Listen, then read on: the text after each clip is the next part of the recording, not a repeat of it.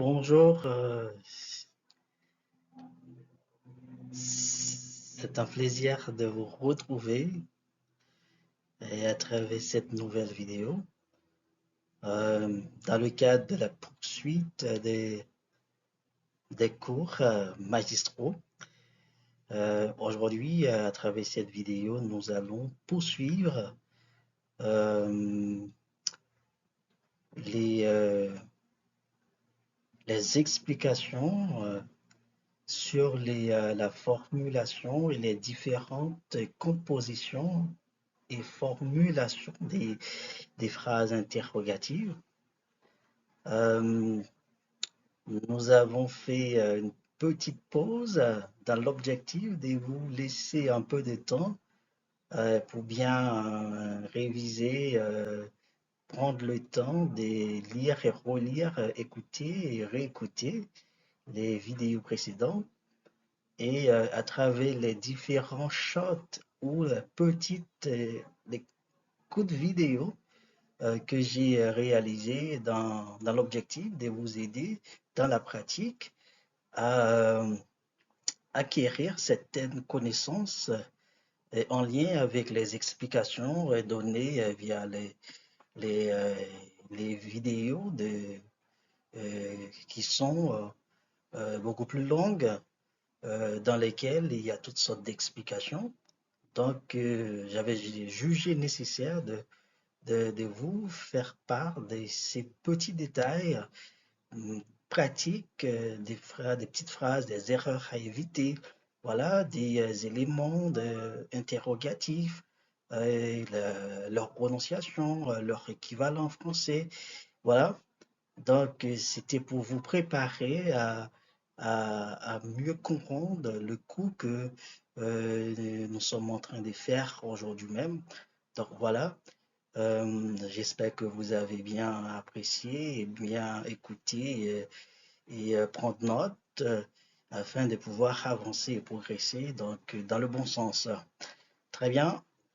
Aujourd'hui, comme je vous ai annoncé, voilà, nous allons continuer avec les explications sur les différentes formulations euh, des différents types de phrases interrogatives et nous sommes venus également avec des éléments nouveaux, à savoir les pronoms interrogatifs ou les éléments interrogatifs, leur emploi dans le cadre de la formulation des phrases interrogatives et leur prononciation et les, les auxiliaires bodaux qui permettent d'exprimer une modalité à travers des questions ou qui nous permettent de poser des questions dans un cadre de politesse ou de capacité. Donc, et ensuite, nous avons d'autres auxiliaires verbaux tels que do avec ses différentes variations does, did, doesn't, didn't, do, don't et be, was, were, ok, is, are et auxiliaire verbal have, has, had. Donc voilà. Et ensuite, comme je viens de le dire, l'emploi des auxiliaires modaux, par exemple, could, can, may, might, should, would, shall, will, would et should. Donc l'ensemble de ces éléments donc, sont très importants à maîtriser pour pouvoir bien poser des questions, poser correctement des questions en anglais. Donc voilà, donc à noter que je n'ai pas dit could, j'ai dit code. Je n'ai pas dit would, j'ai dit would. Donc voilà, c'est la bonne prononciation. Should, would, could. OK? Donc c'est très bien. Donc à retenir donc, pour les éléments interrogatifs. Donc vous avez déjà eu leur prononciation, mais un petit rappel. Et comment, how, combien, how much, how many, pourquoi, why, quand, when, et quel, what, qui, de qui, who, whose. À noter, ce n'est pas who, ce n'est pas whose, c'est who, whose. Donc, à qui, avec qui, c'est whom et non whom. C'est whom. Et lequel, rich, rich et non rich. Which et non wish, c'est rich, rich, rich.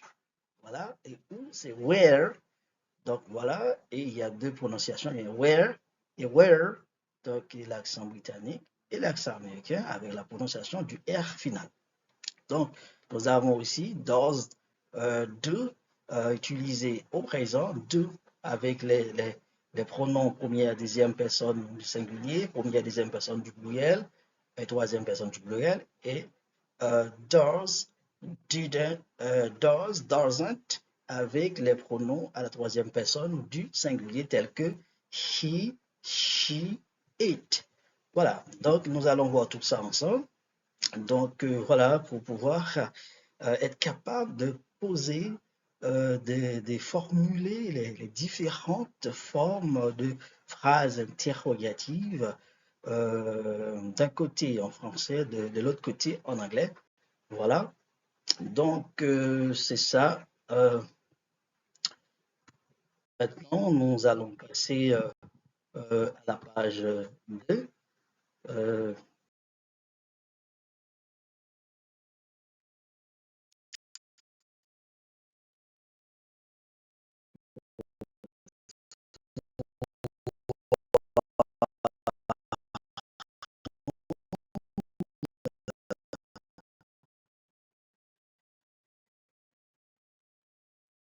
Voilà, comme nous l'avons déjà vu, une phrase interrogative à la base consiste, voilà, dans les faits, à poser une question, à chercher, à savoir, à être en quête d'information, d'explication.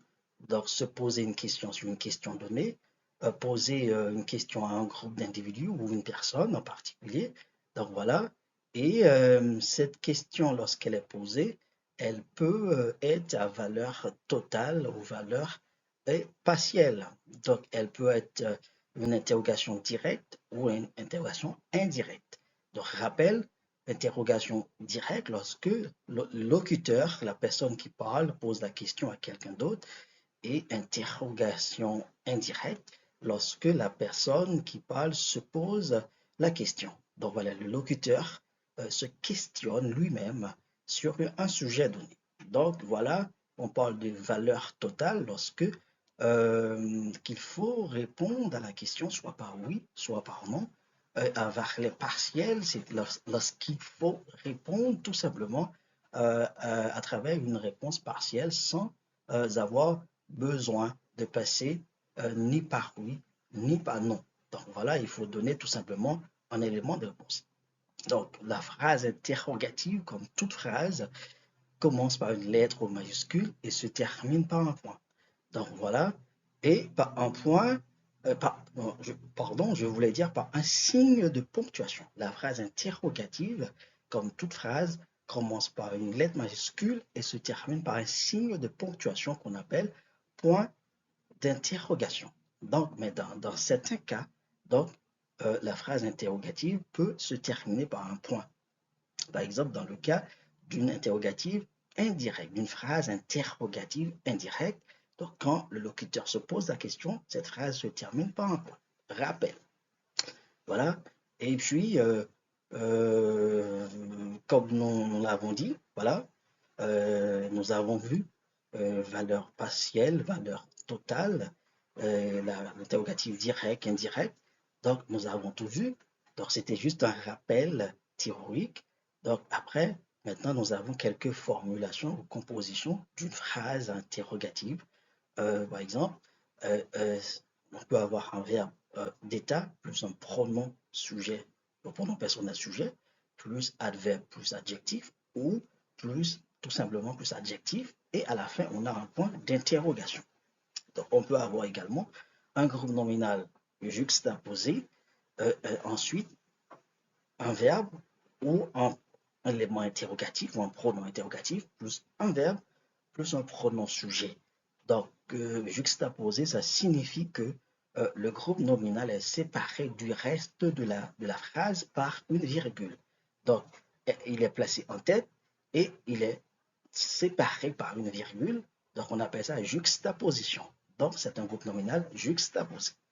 Donc, on peut avoir également en tête de la phrase un pronom interrogatif ou un élément interrogatif, voilà, plus do qui est un auxiliaire verbal, plus pronom personnel sujet et plus verbe.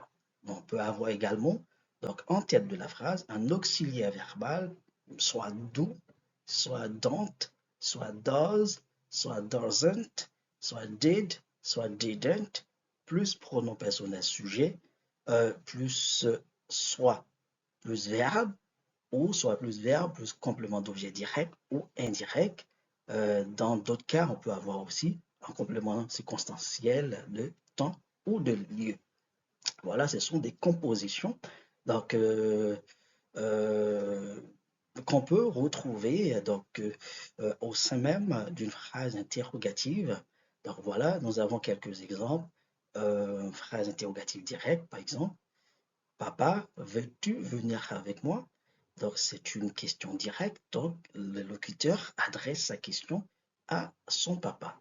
Donc, le papa, c'est le GN, le groupe nominal, juxtaposé au reste de la phrase. Donc, et ensuite, on a un verbe. Ici, on n'a pas de verbe d'état, on a un verbe lexical, c'est-à-dire un verbe qui exprime une action. Donc, voilà, vouloir, donc, et ensuite, tu qui est le pronom personnel sujet et venir qui est un autre verbe. Donc voilà, et avec moi qui a un complément de nom, complément d'objet indirect de nom. Donc voilà, donc cette question peut être répondue soit par oui, soit par non. Oui, je veux venir avec toi. Non, je ne veux pas venir avec toi ou je ne veux plus venir avec toi. Donc c'est ça. Là, par exemple, Daddy, do you want to come with me? OK, Daddy, do you want to come with me? Donc, on a la même composition. C'est toujours groupe nominal juxtaposé, auxiliaire verbal do, OK? Et ensuite, you qui est le pronom personnel sujet plus verbe want, OK? Voilà. Donc, ça, c'est une composition. Yes, I want to come with you. Or no, I don't want to come with you. Or I don't want to come with you anymore. Donc voilà, ici c'est à valeur totale parce que la réponse passe par oui. Donc nous avons voilà un autre exemple. Ok, mon ami, es-tu content ou es-tu contente si on s'adresse à une fille? Voilà, là encore c'est oui, je suis content, non, je ne suis pas content, oui, je suis contente, non, je ne suis pas contente. Donc, par exemple, OK, my friend, are you happy to see me? Es-tu content de me voir? Donc, yes, I am so happy. OK, oh no, I am not happy to see you. OK, I am not happy. I am very happy to see you. OK? Donc, c'est ça. Là, on a I am qui est un verbe. Verbe to be, c'est un verbe d'état. Un verbe d'état. Et happy qui est un adjectif. Et so qui est un adverbe. Euh, voilà. Donc, c'est ça. Donc, c'est une composition. Donc, verbe d'état plus adverbe plus adjectif. Donc, maman, pourquoi es-tu si triste? Ok, maman, c'est un groupe nominal GN juxtaposé par rapport au reste de la phrase. Et ensuite, on a un pronom interrogatif, un élément interrogatif. Pourquoi? Ok, maman, pourquoi es-tu si triste? Donc voilà, Et la réponse à cette question peut être diverse. Je ne suis pas triste. Non, je ne suis pas triste. Non, ça va. Non, ne t'en fais pas. T'inquiète pas. Je vais bien. Je suis pas triste. Voilà. Euh, Beaucoup de réponses qu'on pourrait donner à cette question. Voilà, ici, c'est une question à valeur partielle. Donc, en anglais, on pourrait avoir Mom, Mom, why are you so sad? Mom, why are you so sad? Donc, la mère peut répondre, bien entendu, euh, euh, My son, I am not sad. Or I am not sad. My son, I am thinking, okay? I am not sad. Don't worry. I am not sad. I am thinking. Donc, je ne suis pas triste. Au contraire, je suis en train de penser, je pense. Donc, si tu me vois comme ça, je pense. Voilà. Okay? If you see me like that, I am thinking. I am not sad. Okay? Don't worry. OK, voilà, c'est là, on n'a pas besoin d'y répondre par oui ni par non. C'est ça. Donc, phrase interrogative indirecte, là encore, par exemple, Sandy se demande pourquoi y aller. Donc, elle se pose la question, elle se parle à elle-même. OK, Sandy se demande pourquoi y aller. OK, Sandy wonders why to go there.